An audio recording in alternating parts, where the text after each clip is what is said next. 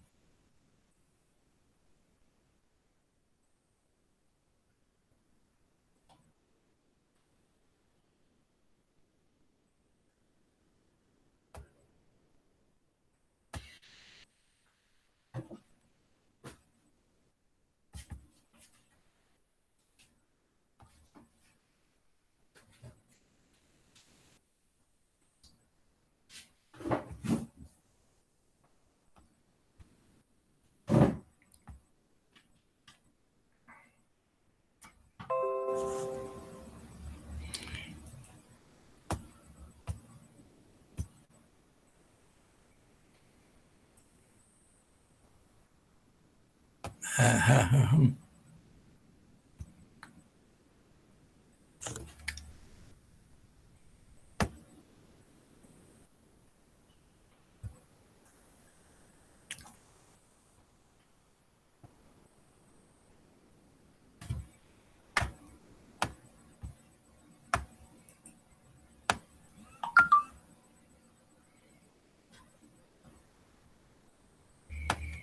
¿Están viendo la pantalla?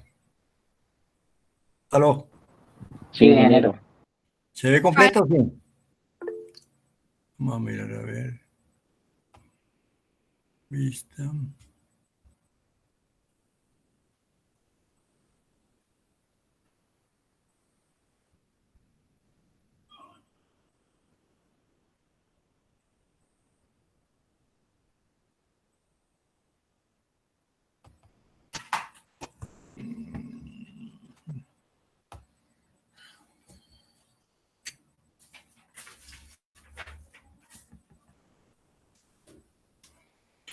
Bueno, el primer problema lo vemos ahí, que dice la rama de magnetización del modelo del transformador en el convertidor push-pull de la figura se colocó arbitrariamente a través del arrollamiento primario, la parte baja. Sin embargo, la rama de magnetización también puede conectarse en muchos lugares en el modelo. En la siguiente figura del problema el problema 15, se muestra una colocación alternativa. ¿Dónde se coloca? Se coloca en el secundario, entre los dos devanados intermedios. Dice donde L' mu, esta L' mu, está a través del arrollamiento secundario completo. Derive y grafique las corrientes terminales en el transformador real en A, el arrollamiento secundario, B, la rama de magnetización, C, I1, I2, I1' e I2', D, compare las formas de onda de la corriente con los de la figura 529 y preguntar por qué son similares. Esta parte no se pidió. ¿Cómo está relacionado el mu' con el mu? No lo pedíamos. Entonces, lo primero que hay que hacer es, sobre el dibujo, veamos, sobre el dibujo, marcar las variables. Entonces, marcamos este como BP, BS, la corriente en la inductancia de magnetización, la llamamos I', I2', la corriente dentro del transformador ideal, I2, la corriente en la carga, I2', la corriente en el diodo de 4, I1', la corriente en el diodo 3. Y I1 e I2, las corrientes a través de los interruptores S1 y S2. Muy bien. Entonces, empezamos. Consideramos los diferentes momentos. Pero fíjense que es importante definir qué es lo que se define como T. Aquí hay varias posibilidades. Entonces, ahí hay libertad. Yo lo defino en función de el periodo de conmutación de los interruptores TS. En los apuntes está dado en función del periodo del convertidor. El periodo del convertidor es la mitad del periodo de conmutación de los interruptores. Entonces, como me interesa conocer las corrientes en el secundario, pues lo primero que debo hacer es dibujar las formas de onda en B sub S. Cuando primero S1 está cerrado, después se abre S1, se cierra S2, después se abren S1 y S2, y tenemos las diferentes fases, las diferentes etapas de la conmutación. El primer paso que hay que elaborar es cuando S1 está cerrado y S2 está abierto. Entonces, eso va en el tiempo T entre D veces TS, donde TS es el periodo de conmutación del transistor, del interruptor, a cero. Estamos en este intervalo. Entonces, en este intervalo, cuando S1 está cerrado, el voltaje V sub S es menos V1 sobre N. Después se abre S1. Aquí está S1 y S2 están abiertos. Después se cierra S2. Aquí S1 y S2 están abiertos. Y nuevamente aquí se reinicia el ciclo. Entonces, aquí tenemos, este es el periodo de conmutación del transistor. Las corrientes en la inductancia de magnetización, cuando yo le aplico un voltaje negativo, la corriente desciende. Cuando no se le aplica, se mantiene porque es ideal. Al aplicarle el voltaje positivo, crece. Y después se mantiene constante. Me interesa ¿de dónde saco esto acá? Porque yo necesito hallar, si esta es la corriente en la rama de magnetización, esa está asociada a esto. Está asociada al voltaje que está en la inductancia de magnetización. Entonces, analizamos este intervalo, el intervalo entre 0 y D veces TS. El voltaje en la inductancia es negativo y vale menos 2V1 sobre N. S1 está cerrado, S2 está abierto. ¿Sí? Y la corriente en la inductancia de magnetización cambia de un máximo positivo a un máximo negativo. En este momento, cuando S1 se cierra, vemos acá, al cerrar S1, este positivo viene aquí, al cerrar S1, esto que está aquí es un negativo, 0, que viene aquí el negativo, que viene aquí en un negativo, aquí viene un positivo, entonces el que está cerrado es de 3. De 3 está cerrado, de 4 está abierto. Toda esta corriente de la carga pasa por D3.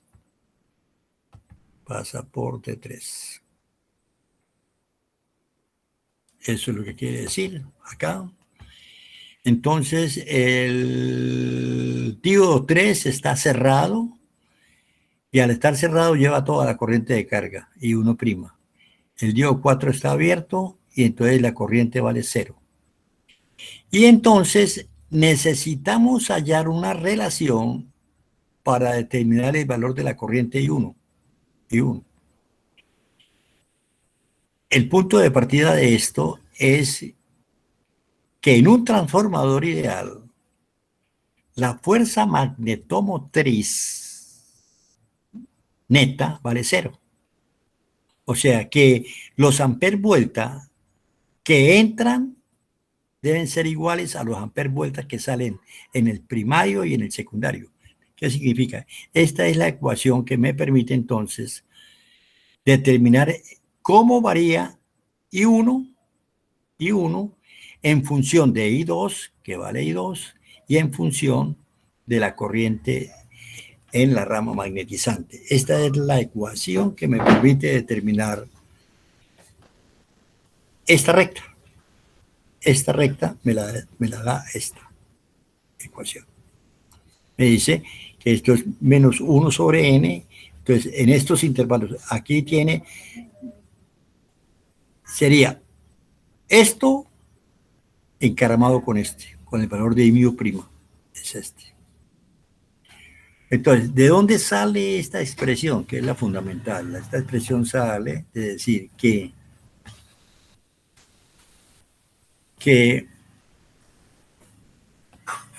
aquí, ¿qué entra aquí? En el primario está entrando, aquí hay n espiras, aquí hay una espira. Entonces, por aquí entra Ni1. Esta corriente I2 está entrando por acá, entonces por aquí también entra Ni2. Y en el secundario está saliendo, por aquí sale I2', ¿sí? Sale por aquí, pero por aquí entra I1', por eso sería entonces I2' menos I1'. Los amperes vueltas que entran por el punto de polaridad en el primario debe ser igual a los amperes vueltas que salen por el secundario por el punto de polaridad. Y aquí sale entonces esa ecuación. Esa es la ecuación fundamental. Los amperes vueltas que entran en el primario n veces entra I1 arriba, en el diagonal de arriba, en el diagonal primario superior, entra I2, y en el secundario sale I2' y entra por I1'. Entonces, en esta ecuación sabemos que I2 segundo, I2' es igual a I mu, y entonces de aquí despejamos aquí, pero I2', y aquí vemos cuánto vale I1', I1 segunda e I2 segunda. ¿De dónde salen esas ecuaciones? Ya sabemos, esta ecuación es la de los amperes vuelta del transformador ideal.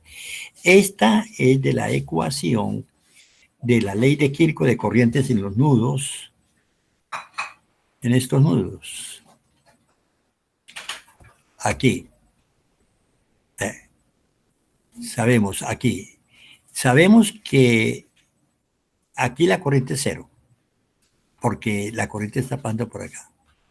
Entonces sabemos que I2 segunda es igual a I' mu. O sea, hacer la ley de Kirchhoff de corrientes en este nudo, decimos que I2 segunda es igual a I' mu. I' mu. Lo tenemos aquí. Esta es la ecuación de Kirchhoff de corrientes en el nudo de arriba. Esta será la ecuación de Kirchhoff de corrientes en el nudo de abajo. En el nudo de abajo, aquí sabemos que ¿qué viene por aquí? Por aquí viene I2. Sale I2. ¿Y qué llega? Llega I', I mu prima e I1 segundo. Entonces, I1 segundo más I' mu es igual a I2. Entonces, es la otra ecuación. Con esas tres, enlazamos esas tres ecuaciones, es esta. Enlazamos esas tres ecuaciones acá y obtenemos el valor de I1. que corresponde a esta ecuación. Esta ecuación. Donde se diferencia con la anterior en el 2. ¿Por qué? Porque ese es el voltaje que le estamos aplicando al inductor, por la ubicación del inductor. Después, ¿qué hacemos? Para el otro intervalo, T menor que Ts, mayor que D veces Ts, en este momento S1 se abre y S2 se abre. Al abrirse S1 y S2,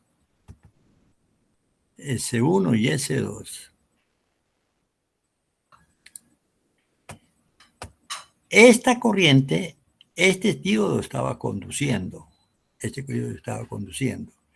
Entonces, aquí viene un proceso de conmutación, de que la corriente se va a transferir a este. Entonces, en este momento, los dos diodos se encienden. Al abrir S1 y S2, los dos diodos se encienden. Conducen de 3 y de 4, es lo que quiere decir esto. Conducen de 3 y de 4.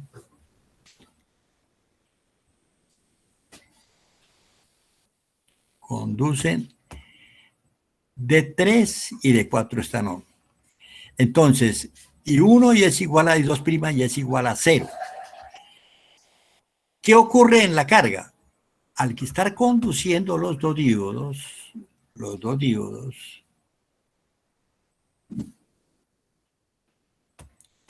la corriente que va por aquí, I1' más la corriente que va por aquí, I2' debe ser igual a I2, porque se asume que esta corriente es constante, I1' más I2' igual a I2. Entonces ahí tenemos una ecuación de corrientes.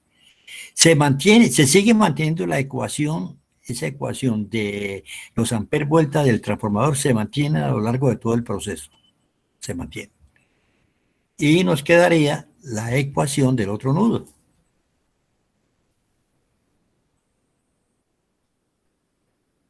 O sea, esta es la ecuación que mantiene la del transformador. ¿Sí? Tenemos esta, ¿sí? Y nos quedaría esta ecuación que nos permite entonces determinar los valores de I1' y de I2'. Para los gráficos de I1' y de I2'. Aquí nos quedan los gráficos de I1' y de I2', que los obtenemos de estas ecuaciones. De igual manera, en el otro intervalo, S1, S2, ahora entonces se va a cerrar el otro. Entonces, en el otro intervalo, entre T menor que TS medios más DTS y TS medios, entonces, en este momento, S1, S2 que estaban abiertos, ahora se cierra S2.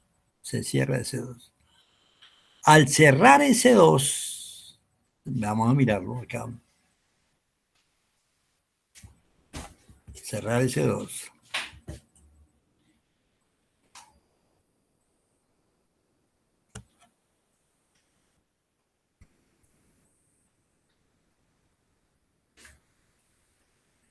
Al cerrar S2, entonces se cierra S2, ¿qué significa?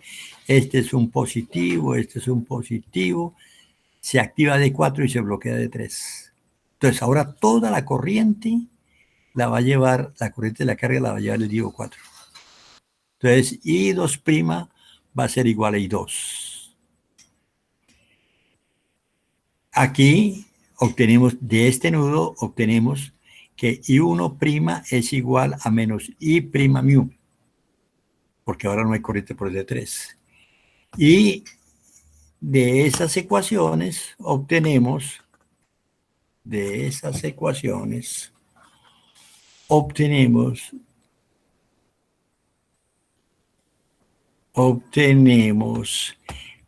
la ecuación para I2. ¿Sí? Que es la que graficamos que es la que graficamos acá, en I2.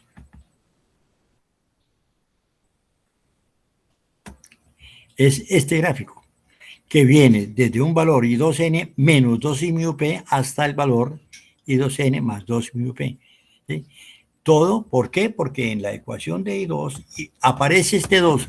La diferencia con las ecuaciones que aparecen en el ejemplo del libro es porque allá el voltaje que se le aplica a la inductancia es la mitad. Ahora le aplicamos el doble.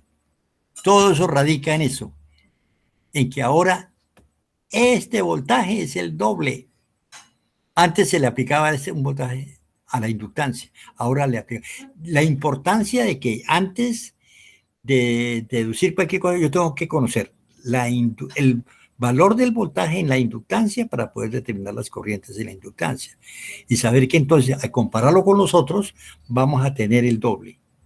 Y por eso, entonces, en esas ecuaciones, la diferencia con el del ejemplo que está en las diapositivas está en ese 2, en este 2. En este 2 es la diferencia. Después aparece el otro intervalo que no lo hice ya. Se supone que ya el sistema sigue de esa manera. Entonces, viene 1, 2, 3 y aparece, después viene la continuidad. Aquí vuelve y se repite esto, aquí vuelve y se repite esto. Y entonces la diferencia con el problema está nuevamente en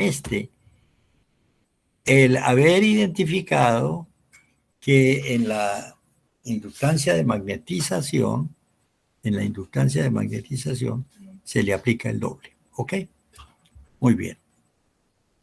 Después tenemos el segundo problema.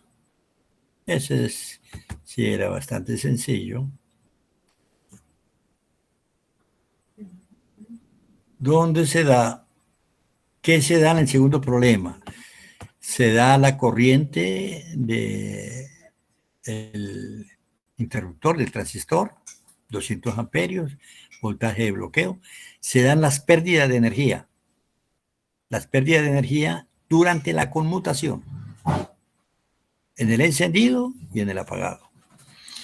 Se da la caída de voltaje cuando está conduciendo. ¿Sí? Se da la corriente de fuga. Se da la relación de trabajo, la frecuencia y se da la resistencia térmica entre la unión y el disipador de 0,1 grado Kelvin. Entonces, lo que hay que calcular son las pérdidas. ¿Sí? Tenemos unas pérdidas por conmutación que serían la suma.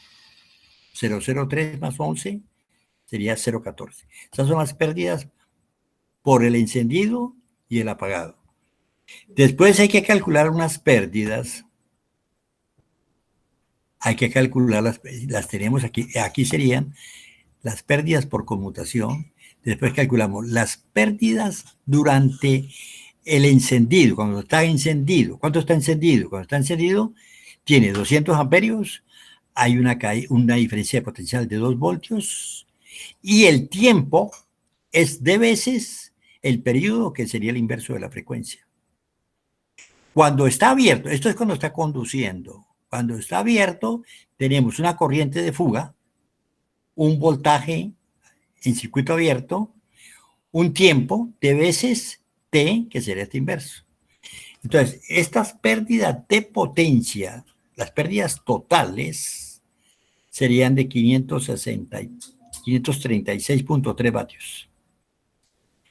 Y la resistencia térmica total, la de la unión al disipador y la del disipador al ambiente, es la diferencia de temperaturas, la temperatura máxima, 150, menos la temperatura ambiente, sobre la potencia que debe disipar el 536. Esto da 0,224.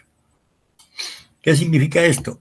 Que la resistencia térmica de del zinc, del disipador al ambiente, es de 0,124. Cuando ustedes van, vamos a mirarla, cuando ustedes van, vamos a mirar una cosa aquí, a ver si lo compartimos un momentico acá.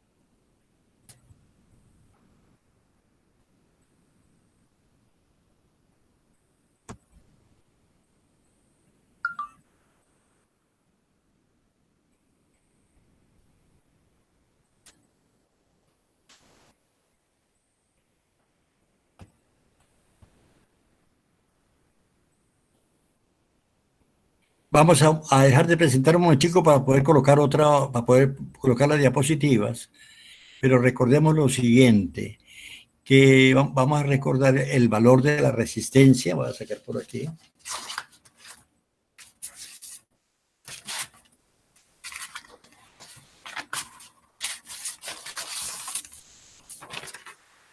Vamos a dejar de presentar y vamos a colocar entonces las diapositivas.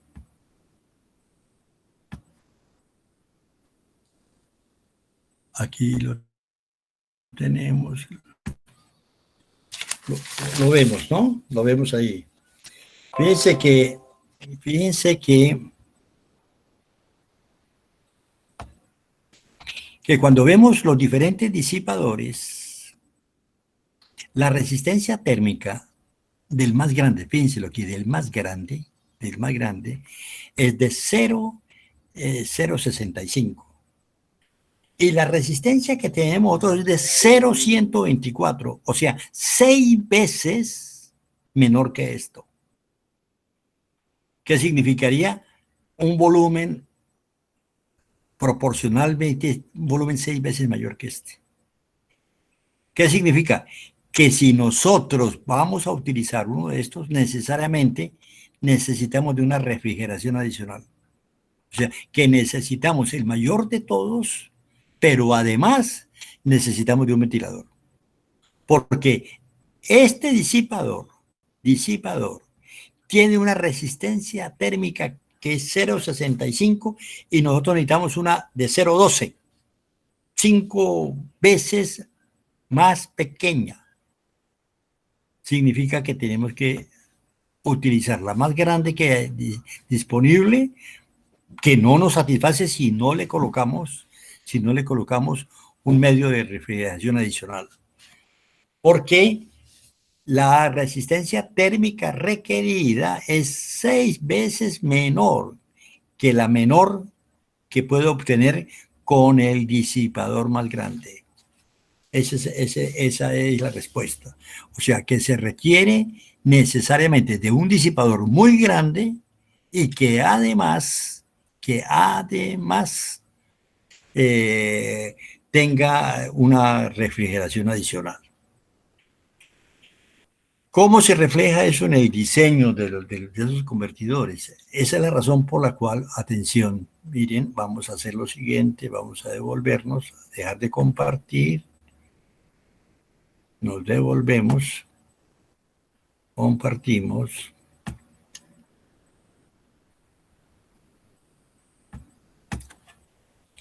Compartimos aquí, entonces, la disponible es 0,665, nosotros requerimos esto. ¿Por qué? ¿Qué pasa? Que es que estas pérdidas son muy altas, En este caso, si nosotros no queremos, porque esto nos va a afectar no solamente el tener un disipador muy grande, sino también que nos va a afectar la eficiencia bastante. Esto es más de medio kilovatio. Más de medio kilovatio. ¿Ok? Nos afecta bastante.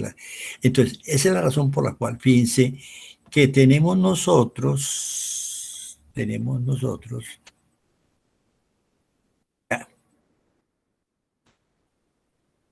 tenemos nosotros es que esta corriente, que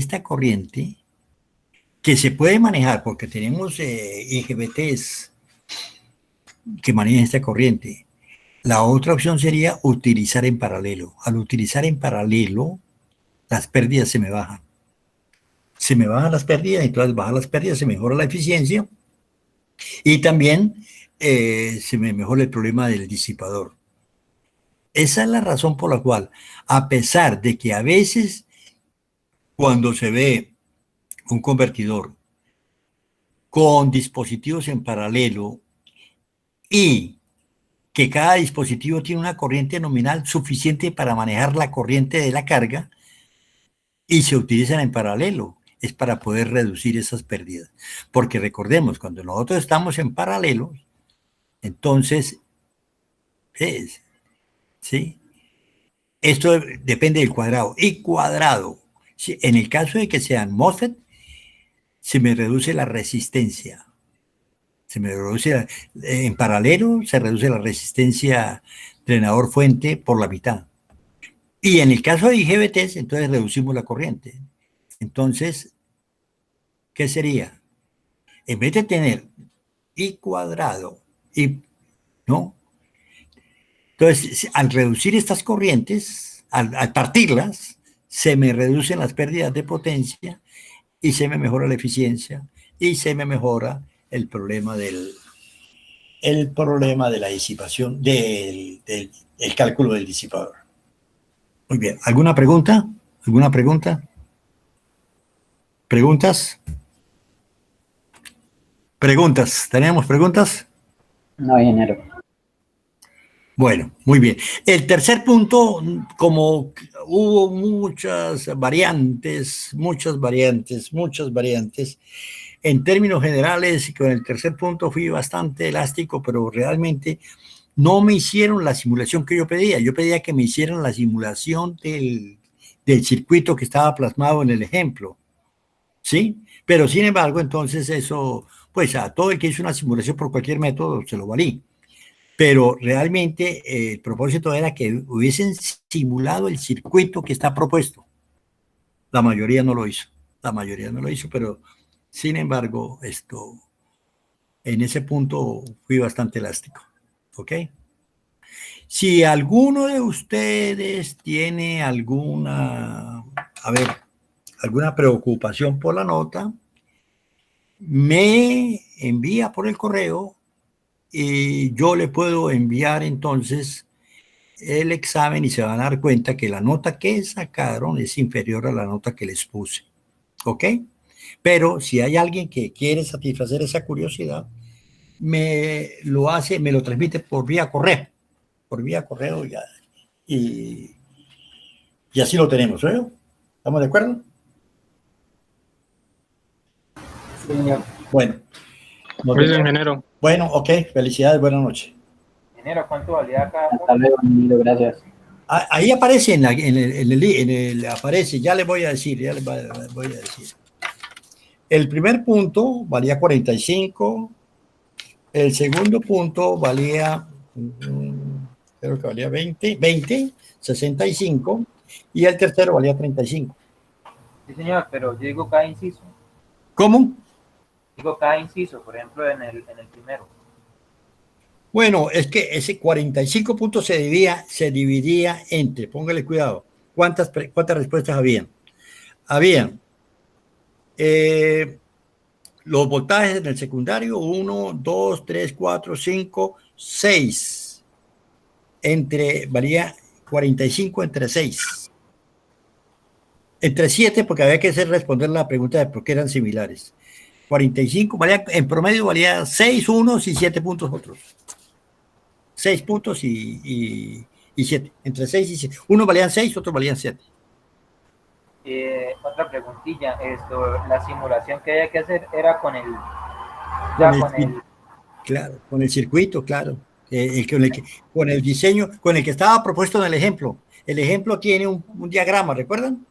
Ahí se propone el comparador, el diente de sierra, y había que, esa era la simulación. Pero digo respecto a los circuitos, a los dispositivos de conmutación, o sea, los ¿Había que poner los mismos que estaban ahí o se podían Claro, poner? no, los mismos, porque la idea era verificar ese diseño. Esa era la idea fundamental, ¿no? Pero yo, Ajá. el que lo hizo por cualquier método, porque la gente usó varios métodos, pero no usaron exactamente el esquema que está planteado en el ejemplo. Es decir, no se podía cambiar por ejemplo, ¿cómo se Había llama? que hallar los valores de las resistencias de los amplificadores operacionales, ¿sí?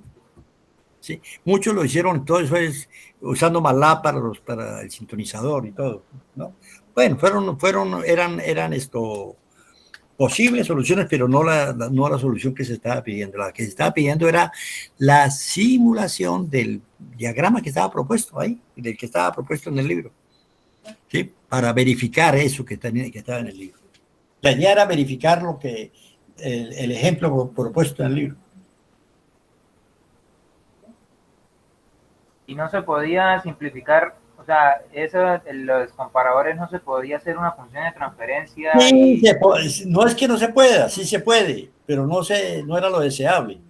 Porque lo o sea, deseable, habría que tener ¿qué era comparadores. qué era lo deseable? Lo deseable era ver, por ejemplo, cómo varía la función, el voltaje de error cuando cambian las cosas. ¿Sí? Cuando usted hace la función de transferencia, eso lo ve como un bloque y no lo ve entradas y salidas. Claro que sí se puede hacer, pero no era lo que se esperaba, ¿me entiende? Pero en promedio, en esa nota sobre 35, la mayoría tuvo 25 puntos de promedio. Un promedio aquí, más o menos 25 puntos. Ok, Ingeniero, qué pena una pregunta. cuénteme. Lo que pasa es que en el grupo de nosotros tenemos pues como una inconsistencia con la nota en que pues tenemos diferente nota los compañeros. Lo que pasa es que hay unos compañeros que yo no entiendo, que aparecen como en dos grupos, parece. Pero mencióname en el correo, yo lo reviso. Hágame cualquier pregunta que tenga en el correo, entonces yo la indago, la averiguo. ¿Ok? Listo, ingeniero, muchas gracias. En el correo. Ok, muy bien. Tiene que ser a la brevedad porque todavía tenemos tiempo para modificar la nota. Ok. Listo, ingeniero, le enviaremos el Y correo cualquier en duda que tengamos breve. la podemos hacer llegar al correo, ¿verdad? Al Listo. correo. Bueno, Ok. hasta luego, felicidades. Hasta luego. Hasta luego. Hasta luego. Hasta luego, ingeniero. Hasta luego, felicidades. Trial version.